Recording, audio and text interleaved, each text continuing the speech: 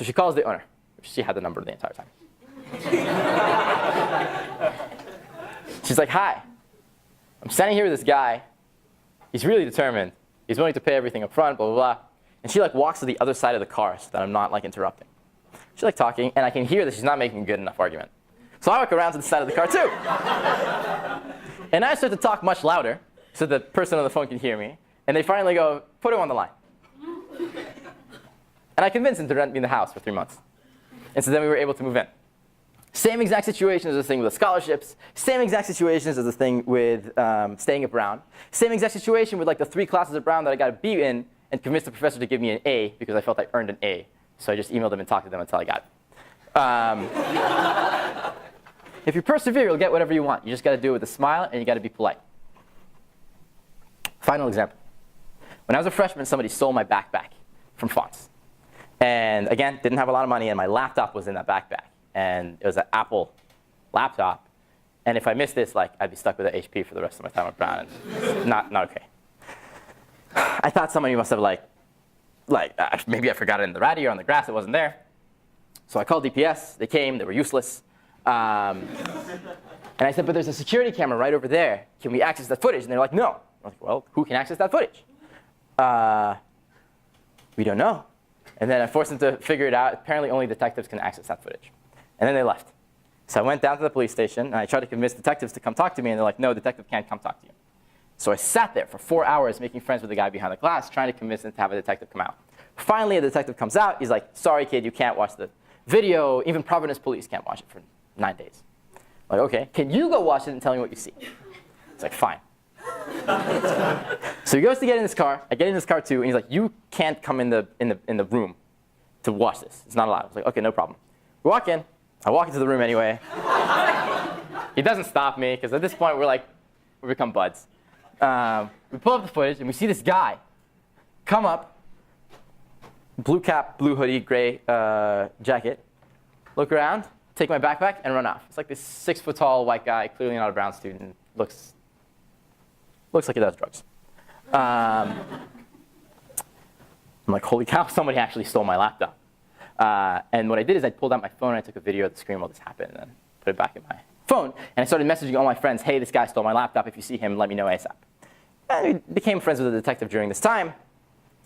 And he's like, I can't show you any more of this footage, but we have a picture of him from another angle. Somebody just let me know. It's on my phone, but I'm not allowed to show it to you. I'm going to go to the bathroom. So I take his phone. I text myself the image. I send it to all my friends. And he's like, OK. And then I said, find my iPhone on his phone, so you could find my laptop if it connected to the internet. And he's like, all right, kid, go back to your dorm in Emory, live your life normally. We'll let you know if anything happens. And I can tell he's not going to do anything. I'm like, OK. So I grill him on the history of crime at Brown. How often this happened? Where's it happened? Like, how often do they get it back? They never get it back. Notice, the more perfect your information, the better your decision-making can be. So I'm getting more information here, and I ask questions as one of my main tools in order to make decisions. And my decision was I'm going to continue until I figure this thing out. Right? This happened freshman year. Can you see how this experience freshman year happened because of my dyslexia before, and because of this experience freshman year? Oh, you don't even know the end of the story. You'll learn it later.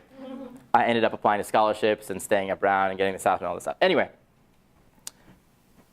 I'm like, well, if I was this guy, what would I do? Maybe I'd go to the Apple store and try to have them change the password so I could log in or replace the hard drive. He's like, nah, we talked to Apple. They never help us. They tell us we're not in the security business. I'm like, OK. If I go there and I persevere much more than normal Brown detectives will, maybe they will. This is before there was Uber in Providence. So I convinced the detective to drive me to the Apple store in the mall. And then he leaves. And my idea in my head is there's like a 3% chance I find footage of this guy in an Apple store. But at this point, what do I have to lose? So like, didn't go to any classes that day, didn't meet up with any friends, and I decided I'm like dedicating my life to finding this laptop. And so that's what I did. And as I'm walking to the Apple store, I see this guy out of the corner of my eye charging a cell phone. He has a blue cap and a blue vest and a gray hoodie. I'm like, holy shit, that's the guy. So I go back to the security guard at the entrance of the mall, and I'm like, hey, this guy stole my laptop. He's like, that's a big accusation, kid. Do you have any evidence of this? Hell yeah, I have evidence of this. So I pull up my phone to show him the video. And my phone's out of battery from sending that video to everybody. So he's like, sorry, I can't help you. So I go up to the guy, I'm like, hey, my friends told me you found my laptop. I'm so glad you did this. I wanted to give you a reward and say thank you. He's like, I don't have your laptop. And he like gets up. He's like, no, you don't understand. My friends told me you have my laptop. I just wanted to give you a reward and say thank you. He's like, I don't have your laptop, kid. Leave me alone. Exits the mall, start running. So I start running after him. And so there's a security guard. Now he sees. So we take like 3 steps. The security guard turns around, goes back to the mall. So now I'm running towards this guy. We're going towards the Providence Amtrak station. And I try to give him the let again. I'm like, hey, my friends told me to find my laptop. I just wanted to give you a reward and say thank you. He's like, I don't have your laptop, kid. Leave me alone. I was like, I knew you had my laptop. Take it out now and put it on the ground. I was like small at this point. I have no idea what this guy has on him, so I'm like 20 feet away. Take it out now and put it on the ground. I was like, I don't have your laptop.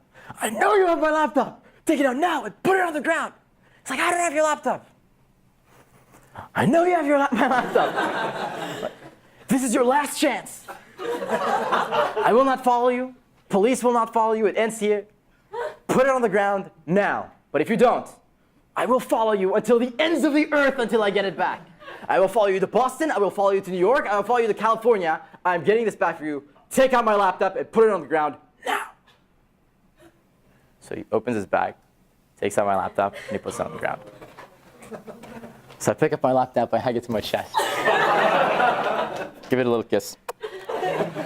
He's like, now leave me alone, kid. He's like, who the fuck is this crazy kid? Take out my charger and put it on the ground. It's like $80. Where'd you put the rest of my stuff? In the second story bathroom of the mall. So I go to the second story bathroom of the mall. I found my graphing calculator, my notebooks, and my pens in a trash can. And I go to the security guard, and I'm like, hey, man, can you do me a favor? Can you call DPS? I need this detective Bob to come pick me up. Bob comes, picks me up. They talk about how I'm insane. And the thing is, Providence Police is not allowed to show you this footage. So we step into the station, and everybody is so excited. They're like, Bob, how'd you get this kid's laptop back? This has not happened in the last 10 years for Brown DPS. And he goes, you know, you can't tell him he showed me the footage. These Brown kids, they're very smart. This guy, he's got a photographic memory. And so what did I learn in that experience? There was a 3% chance I would actually get my laptop back, but it was worthwhile taking it. And if you look at my life, there's so many instances where I've taken that 3% chance over and over and over and over and over again. And in almost all of them, I failed. But in some of them, I don't. And when I don't, it results in like outlandish results that significantly improve my life. And so that's what I want you guys to pick up from this talk. Is when you make decisions, yes, you should make a pros and cons list. You should pick up all the information that you can. But you should also realize that when presented with option A, go back to Emory, and option B, like trust Bob, you always have option C and option D. They just take way more energy and require way more luck. But you're able to pull it off. You just have to persevere, be nice, smile, and you're going to lose most of the time. But when you win, it's a big, big, big deal. And it allows you to work in your company and do all that. I feel like I should end the talk now because it's such a high note, but I have more to share with you.